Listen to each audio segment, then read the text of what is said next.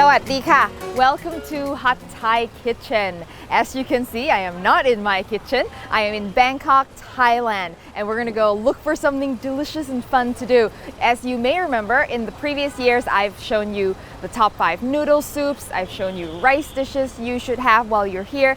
This year, we're gonna look at something sweet. We're gonna go look for good desserts to have. So I'm here at a weekend market. It's a typical market that you can find all over Thailand, and it's a great place to look for all kinds of food, but especially desserts. Let's go.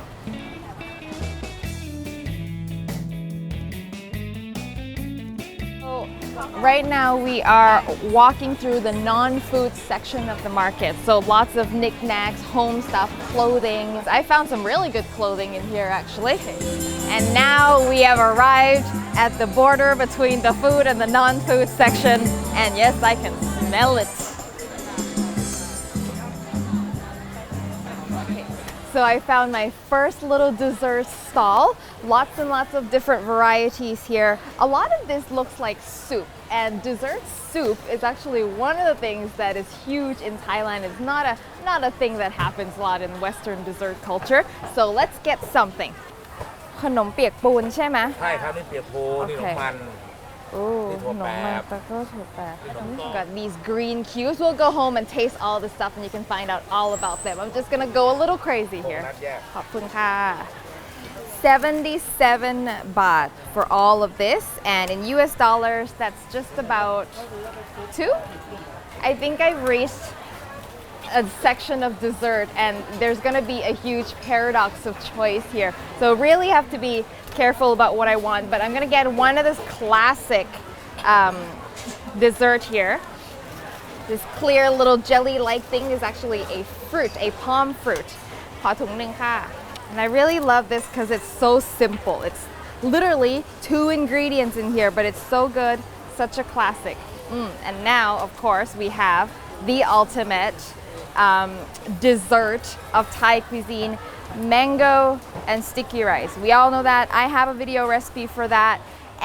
But what you're gonna see here is something a little different. We've got also jackfruit and sticky rice, which is something a little different. I'm gonna skip mango sticky rice because we all know about that and go for something a little more interesting. Oh my God, I love these. Sticky rice and a variety of toppings.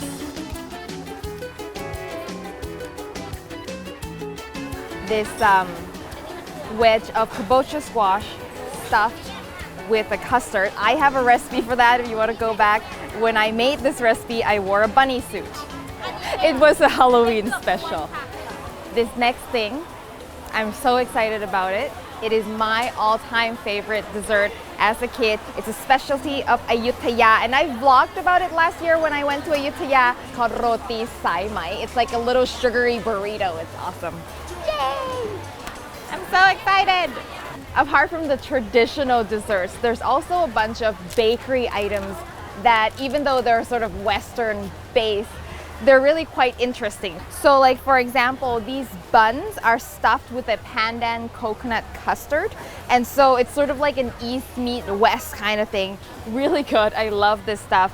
Just butter, toast, and sugar, but dried up in cracker form. I know, simplest of all things, yet it's a really good snack, really good dessert. So I love these pineapple cookies, pineapple sandwich biscuits. They're better than Oreos, so I am going to get one.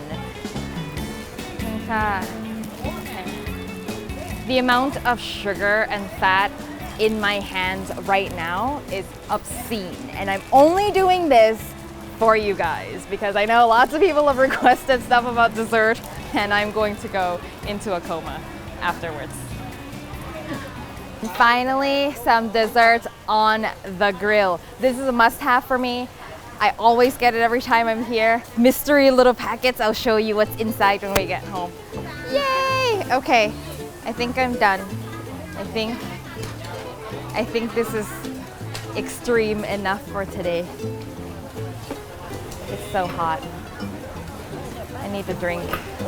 So we stopped for brunch, and so I wanted to just give some of our desserts a try before we head home. Some of the stuff I can't have here because it requires bowls and ice and, you know, stuff. But some things we can eat right now, and so I'm gonna try this thing here. A super, super classic dessert. I ate this stuff growing up. I'm gonna have this most classic one, which is sticky rice and coconut custard.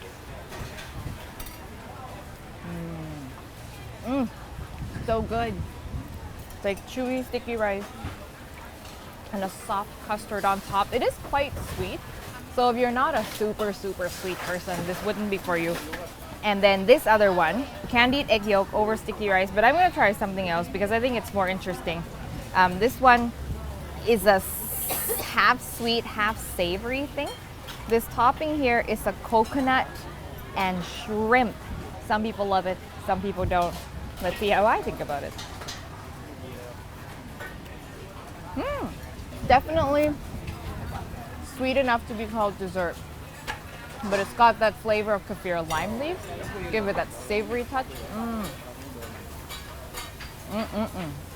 This next one is something that might look a little odd because they're like green jelly-like cubes, but it's called khanom piak poon, and it is one of the desserts that I absolutely loved as a kid. In fact, most things I bought today was biased towards the stuff I ate growing up. And it's gluten-free. Hello, for all of you gluten-free people out there, most of the stuff we're having are gluten-free. When you eat it, it goes with this shredded coconut, and it's sort of like, this is a little bit salty, so they usually put a little salt in it, and so this is the texture and also the salt to cut the sweet. See, Thai food, all about balance.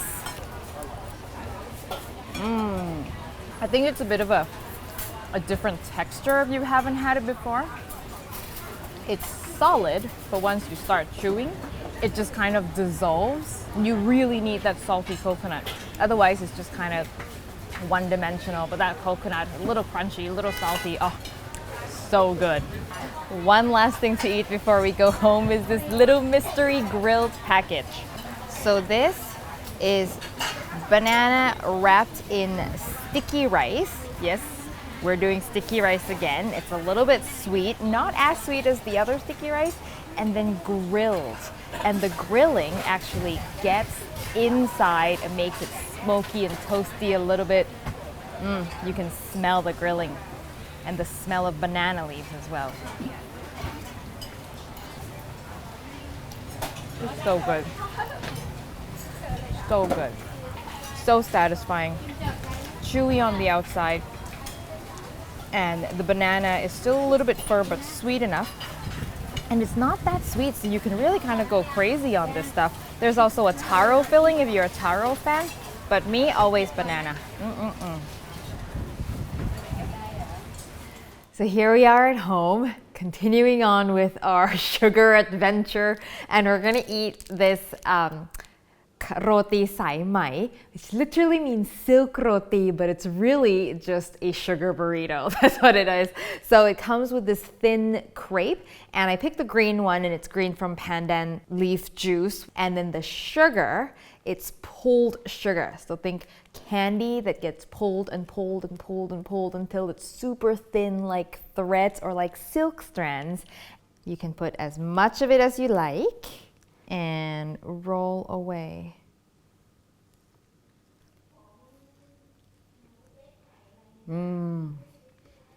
The crepe is chewy, and the sugar, it dissolves, but because of the texture, it leaves a little bit of a sandiness in your mouth, in a good way though.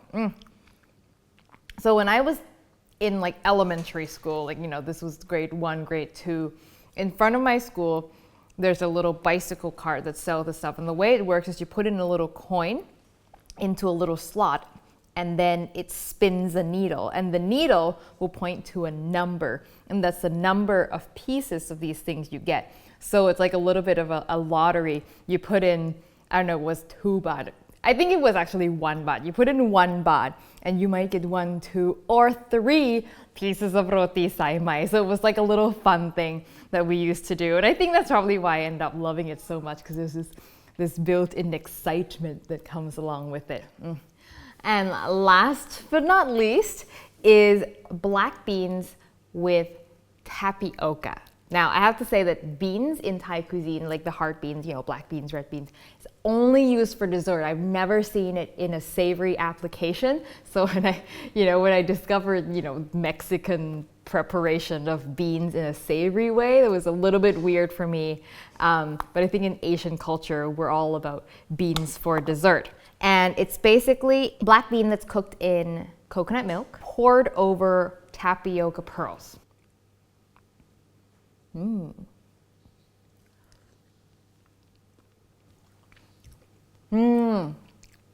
Wow, it's been so long since I've had that. That's actually much better than I sort of remember it to be.